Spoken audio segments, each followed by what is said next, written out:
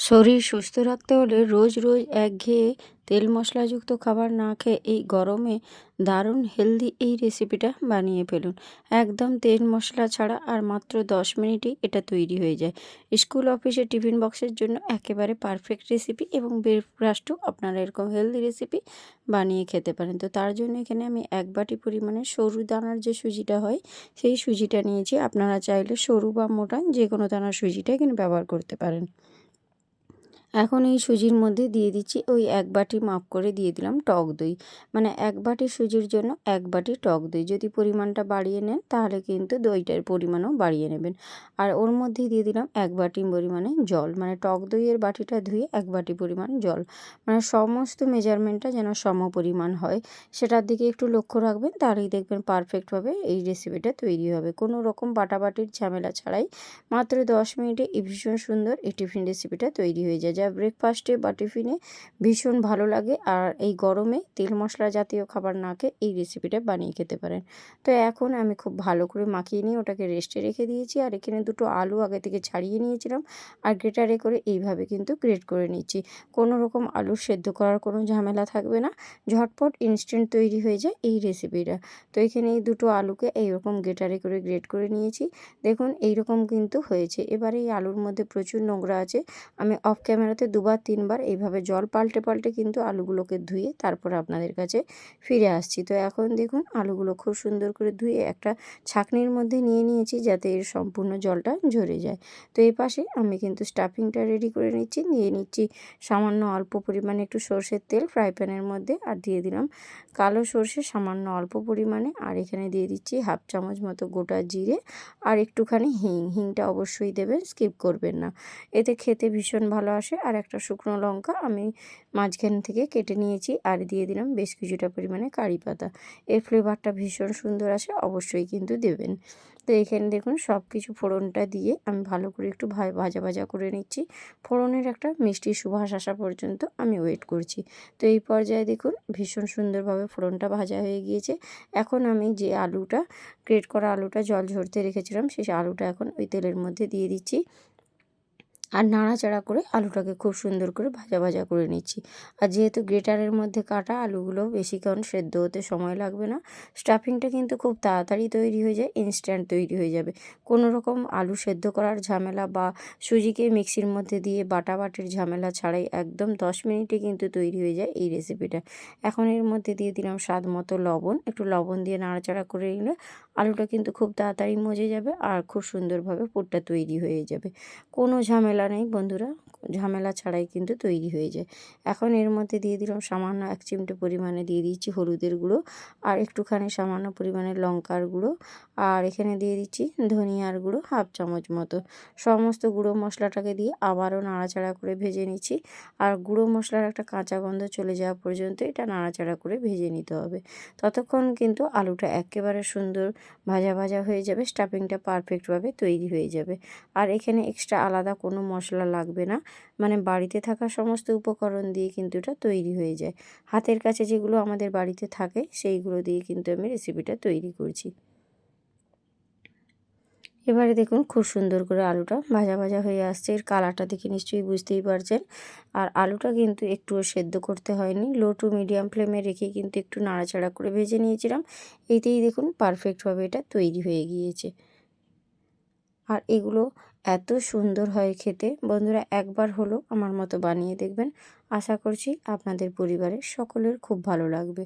তো এখন দেখুন আলুর এই স্টাফিংটা সুন্দরভাবে রেডি হয়েছে। এটাকে আমি একটা পাত্রে ঢেলে নিচ্ছি। গ্যাসটা অফ করে দিয়েছি আর একটা পাত্রের মধ্যে সম্পূর্ণ আলুর এই স্টাফিংটা ঢেলে নিচ্ছি। এতে কী করে যে এটা তাড়াতাড়ি ঠান্ডা হয়ে যাবে, তার জন্য একটা বড় পাত্রের মধ্যে এভাবে ছড়িয়ে দিচ্ছি, তাহলে দেখবেন খুব তাড়াতাড়ি এটা ঠান্ডা হয়ে যাবে। তো এই পাশে দেখুন খুব সুন্দর করে ছড়িয়ে দিয়েছি। এটা এখন ঠান্ডা হোক। আর এখানে যে আমি সুজিটা ভিজিয়ে রেখেছিলাম জল আর টক দই দিয়ে, সুজি কিন্তু জল অনেক টেনে নিয়েছে, একদম শুকনো শুকনো হয়ে গিয়েছে। আর সুজিটা কিন্তু খুব সুন্দর ভিজেও গিয়েছে। এখন এবারে ওই টক দইয়ের বাটিটা মেপেই 1 বাটি এখন জল দিয়ে দিলাম। এবার একটা হ্যান্ড মিক্সি দিয়ে খুব ভালো করে জলটা দিয়ে এটাকে ফেটিয়ে নিতে হবে। এটা যত সুন্দর ফাটানো হবে আর রেসিপিটা কিন্তু এক্কেবারে ফ্লপি হবে, তুলোর মতো নরম হবে, গালে দেওয়ার সাথে সাথেই মিলিয়ে যাবে। ১০০ ভাগ গ্যারেন্টি দিয়ে এটা বলে দিলাম। এবারে দেখুন হ্যান্ড মিক্সি দিয়ে ঠিক এইভাবে কিন্তু একটু ফেটিয়ে নেবেন, দেখবেন একদম গালে দেওয়ার সাথে সাথেই মিলিয়ে যাবে। এতটাই নরম হবে, আমি যখন রেসিপিটা তৈরি করব আপনারা দেখলেই বুঝতে পারবেন। এখন দেখুন খুব সুন্দর করে ফেটিয়ে নিয়ে এর মধ্যে একটু লবণ দিয়েছি, আর লবণটা দিয়ে আমি কিন্তু আবার একটু নাড়াচাড়া করে ভালো করে ফেটিয়ে নিচ্ছি, যাতে লবণটা কোনো অংশে দলা বেঁধে না থাকে। এইভাবেই একটু করে ফেটিয়ে নেবেন, এতে দেখবেন যে টিফিন রেসিপিটা তৈরি করব একদম ফুলকো ফুলকো হবে। আর এখন এর মধ্যে দিয়ে দিচ্ছি 1/2 চামচ মতো বেকিং পাউডার। আর আপনারা এখানে যদি বেকিং পাউডারের পরিবর্তে এখানে ইনো ব্যবহার করতে পারেন। আর 1 চিমটে দিয়ে দিলাম বেকিং সোডা। আর অ্যাক্টিভ করার জন্য 1/2 চামচ জল দিয়েছি, এতে কিন্তু বেকিং পাউডারটা খুব তাড়াতাড়ি অ্যাক্টিভ হয়ে যায়। আর এইভাবে এবার হ্যান্ড মিক্সি দিয়ে খুব ভালো করে মিশিয়ে নিচ্ছি। আর বেকিং পাউডারটা দেওয়ার পরেই দেখবেন ব্যাটারটা অনেক হালকা হয়ে যাবে। বেকিং পাউডারটা দিয়ে এইভাবে ফেটাবেন, দেখবেন ব্যাটারটা অনেক হালকা হয়ে গিয়েছে। দেখুন কত সুন্দর হয়েছে। এটা কিন্তু খুব একটা গাঢ়ও হবে না, আর একটা খুব একটা পাতলাও হবে না। এখন 3টে বাটি নিয়েছি, মানে প্লেট বাটি। আমার কাছে কিন্তু ইডলির মোল্ড ছিল না, তো আপনাদের কাছে যদি ইডলির মোল্ড থেকে থাকে ওই ইডলি মোল্ডের ভিতরেই কিন্তু তৈরি করতে পারেন। তো ইডলি মোল্ড ছাড়াও যেটা তৈরি করা যায় সেটাও আমি আপনাদেরকে আজকে দেখিয়ে দিচ্ছি। একটু অয়েল ব্রাশ করে নিয়েছি যাতে ডিমোল্ড করতে খুব সুবিধা হয়। আর ব্যাটারটা দেখুন কতটা হালকা হয়ে গিয়েছে বেকিং পাউডারটা দেওয়ার জন্য। এবার একটু ভালো করে নাড়াচাড়া করে নিয়ে প্রত্যেকটা বাটির মধ্যে প্রথমে 1 চামচ করে আমি দিয়ে দিচ্ছি। মানে আমি একটা বড় ডাবু চামচ নিয়েছি, আর সেই ডাবু চামচের 1 চামচ করে দিয়ে দিয়েছি ব্যাটারটা। এবারে তৈরি করে রাখা যে আলুর পুরটা, ওটা কিন্তু আমি ঠিক মিডিল বরাবর এইভাবে দিয়ে দিচ্ছি। এতে ভীষণ ভালো হয় খেতে, একেবারে পুরে ভরা ভেতরটা, আর একদম তুলোর মতো নরম।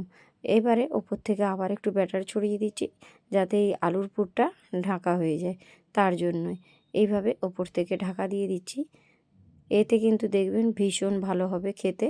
এবারে আমি গ্যাসের উপর আগে থেকে একটা ননস্টিক কড়াইয়ে জল বসিয়ে দিয়েছিলাম, জলটা বেশ গরম হয়ে গিয়েছে।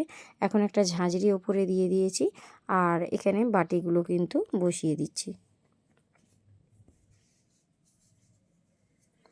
বাটিগুলো বসিয়ে দিয়ে এটাকে ঢাকনা দিয়ে আমি কিন্তু 5 মিনিট মতো স্টিম করব। 5 মিনিটেই কিন্তু খুব সুন্দরভাবে এটা তৈরি হয়ে যাবে। আর এটাকে আমি ঢাকনা দিয়ে দিলাম, ঘড়ি ধরে আমি 5 মিনিট ওয়েট করছি। 5 মিনিট পর ফিরে আসছি, দেখুন খুব সুন্দরভাবে এটা তৈরি হয়েছে, কারণ কালারটা চেঞ্জ হয়ে গেছে। আর হাতে দেখুন একটুও কিন্তু লেগেও যাচ্ছে না, জড়িয়েও যাচ্ছে না, পারফেক্টভাবে রেসিপিটা তৈরি হয়েছে। এগুলো এখন নামিয়ে নিচ্ছি, নামিয়ে এগুলোকে আগে ঠান্ডা করে নেব, তারপর আমি আপনাদেরকে দেখিয়ে দেবো এগুলো কেমন তৈরি হয়েছে। এখানে দেখুন আমি 3টেই কিন্তু নামিয়ে নিলাম। আর একই রকমভাবে কিছুটা ব্যাটার আমার রয়ে গিয়েছিল, আমি আরও 2টো বাটি এভাবে তৈরি করে বসিয়ে নিচ্ছি। তো এইখানে মোট আমার 5টা মতো তৈরি হয়েছে। আর এইভাবে কিন্তু এই দুটো সেম পদ্ধতিতে আমি তৈরি করে নেব। তারপরে আমি আপনাদেরকে দেখিয়ে দিচ্ছি। দেখুন এই যে দুটো আমি বসিয়েছিলাম এগুলো কিন্তু পারফেক্টভাবে তৈরি হয়েছে। তো এগুলোকে আগে নামিয়ে ঠান্ডা করে নিচ্ছি, তারপর আমি আপনাদের কাছে ফিরে আসবো। এখানে দেখুন 5টাই যে টিফিন রেসিপি তৈরি করেছিলাম সবগুলোই ঠান্ডা হয়ে গিয়েছে। এখন এগুলোকে আমি কিন্তু বাটি থেকে একটা স্প্যাচুলা দিয়ে ডিমোল্ড করছি। দেখুন একটুও বাটির গায়ে লেগেও যাচ্ছে না, জড়িয়েও যাচ্ছে না, পারফেক্টভাবে এগুলো তৈরি হয়েছে। প্রত্যেকটাই দেখুন বাটি থেকে ডিমোল্ড করছি, একটুও লেগেও যায়নি, ভেঙেও যাচ্ছে না, জড়িয়েও যাচ্ছে না। এইভাবে কিন্তু আমি সবগুলোই বার করে নিয়েছি বাটির ভেতর থেকে। দেখুন প্রত্যেকটাই কতটা সুন্দর হয়েছে, আপনাদেরকে অবশ্যই দেখিয়ে দিলে আপনারা বুঝতে পারবেন। তো এই পর্যায়ে দেখুন সবগুলোই কিন্তু আমি বাটি থেকে বের করে নিয়েছি, আর এগুলো দেখুন তুলোর মতো নরম হয়েছে। দেখুন হাতের মধ্যে এইভাবে টেপলে কতটা সুন্দর হয়েছে। আর এখন আমি একটা পাত্রের মধ্যে সাজিয়ে নিয়েছি, সঙ্গে একটু টমেটো কেচাপ নিয়েছি। তো এটারও কোনো প্রয়োজন নেই, এগুলো এমনিই শুধু মুখে খাওয়া হয়ে যায়, একেবারে পুরে ঠাসা, খেতে ভীষণ ভালো হয় বন্ধুরা।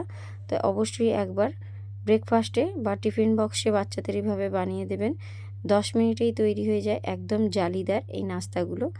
এইভাবে দেখুন কত সুন্দর হয়েছে। আমি একটু কেটে আপনাদেরকে ভেতরটা দেখিয়ে দিচ্ছি। তো আজকের মতো আমি ভিডিওটা এখানেই শেষ করছি। দেখা হচ্ছে নেক্সট রেসিপির সঙ্গে।